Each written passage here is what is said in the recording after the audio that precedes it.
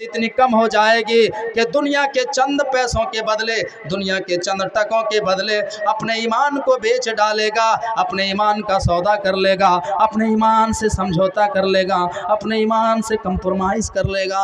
आज आप देखिए साहब, आज जो है मुसलमान 500 रुपये में और हज़ार रुपये में साहब अपने ईमान को बेचते हुए नजर आता है। आप अदालतों में चले जाइए, झूठी गवाही देने वाले आपको कितने लोग मिलेंगे जो है 500 रुपये में लोगों के खिलाफ झूठी गवाही देते हैं और लोगों की ज़िंदगी बर्बाद कर देते हैं जेल की काल कोठरी में बंद करवा के।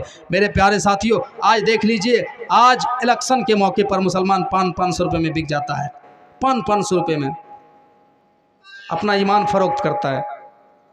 हम अभी रास्ते में आ रहे थे, एक मैसेज हमारे व्हाट्सएप पे आया, उस मैसेज से हमने कुछ जो है इबरत हासिल की और उस मैसेज को मैंने पढ़ा तो हमें कुछ जो है अच्छी बातें मिली और अल्लाह के नबी की हदीस है कि अच्छी बातें जहाँ से भी मिली उसको ले लेनी चाहिए। अगर शैतान भी अच्छी बात बताए और उसकी बात पर नबी की मोहर हो तो वो भी जो है हदीस बन जाती है। वो मैसेज मैंने पढ़ा, उसमें एक वाक़या लिखा हुआ था। वो क्या था कि एक बादशाह था, एक बादशाह का गुज़र एक शिकारी के पास से हुआ, शिकारी के पास से एक बादशाह का गुज़र हुआ। तो शिकारी के पास जो है एक बहुत ही खूबसूरत परिंदा था, उस परिंदे का नाम था चकोर। चकोर एक परिंदा होता है, बहुत ही खूबसूरत परिंदा था। बादशाह को वो परिंदा पसंद आ गया। बादशाह ने कहा, भाई साहब ये परिंदा हमें चाहिए, आप कितने पैसे लेंगे बताइए, हमें दीजिए परिंदा, हमें इसको चाहिए। शिकारी ने इतना दाम लगाया कि बादशाह हैरान हो गया। बादशाह ने कहा, भाई साहब इसकी आप इतनी कीमत बता रहे हैं, इतना पैसा मांग रहे हैं, जबकि इसके अंदर एक ऐब है, इसका एक पैर नहीं है, एक पैर से ये माजूर है, एक पैर है, एक पैर है ही नहीं, तो आप इतना पैसा मांग रहे हैं। शिकारी ने कहा, बादशाह सलामत, आपको लेना है लो, और नहीं लेना तो अपना रास्ता नापो, हम आपको नहीं देंगे। अच्छा ये बताओ भाई साहब, आप इतना पैसा क्यों मांग रहे हैं, इसके अंदर क्या खासियत है बताइए तो।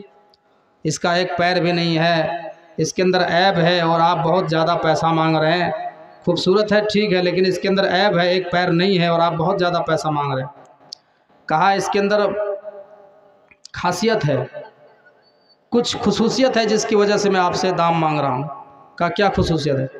कहा इसकी वजह से हम बहुत पैसे कमाए हैं, बहुत हमने नफ़ा कमाया है। कहा क्या कमाया, कैसे कमाया? कहा हम जब शिकार करने के लिए जंगल में जाते हैं तो इसको जाल से बांध देते हैं, इसको जाल से बांध देते हैं, और जब हम इसको जाल से बांध देते हैं तो ये मुख्तलिफ़ किस्म की आवाज़ें निकालता है, कभी रोने की आवाज़, कभी हंसने की आवाज़, कभी खुशी की आवाज़, कभी गम की आवाज़, मुख्तलिफ़ किस्म की आवाज़ें निकालता है।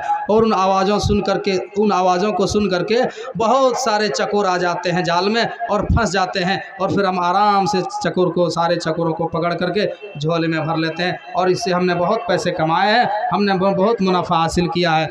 इसकी वजह यही इसके अंदर खासियत है कि इसने मुझे बहुत नुकसान पहुंचाया।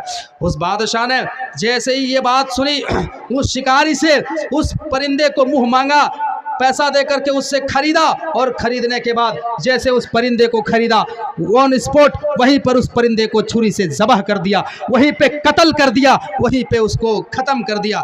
शिकारी हैरान कि बादशाह सलामत, आपने इस चकोर को इतने दाम दे करके, इतने पैसे दे करके आपने मुझसे खरीदा और लेते ही इसको कत्ल कर दिया, इसको ज़बह कर दिया, आखिर क्या माजरा है, क्या वजह है, आपने क्यों कत्ल किया?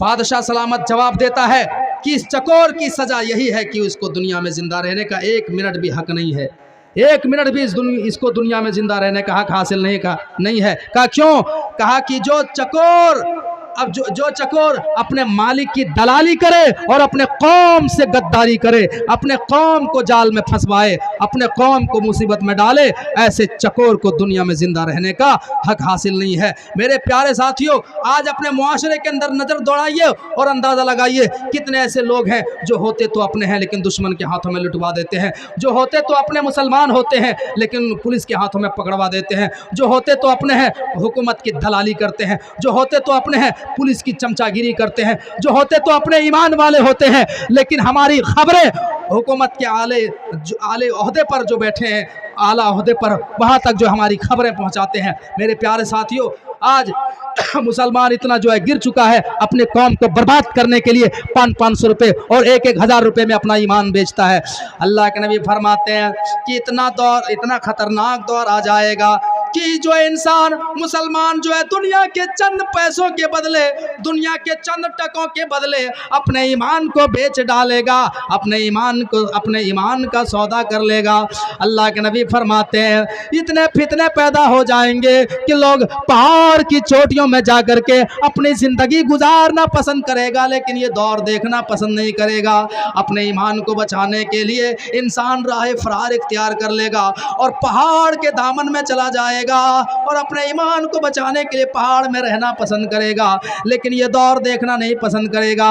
अल्लाह के नबी फरमाते हैं कि क़यामत उस वक्त तक नहीं आएगी, एक आदमी कब्रिस्तान से गुजरेगा, किसी के कब्र के पास से गुजरेगा, तो कब्र के पास से गुजरते हुए इंसान कहेगा या लैतनी कुन्तु मकाना, ऐ काश मैं मर गया होता लेकिन मुझे ये दौर ना देखना पड़ता, ऐ काश मैं मर गया होता, मैं इस कब्र के अंदर दफन होता लेकिन मुझे ये दौर ना देखना पड़ता।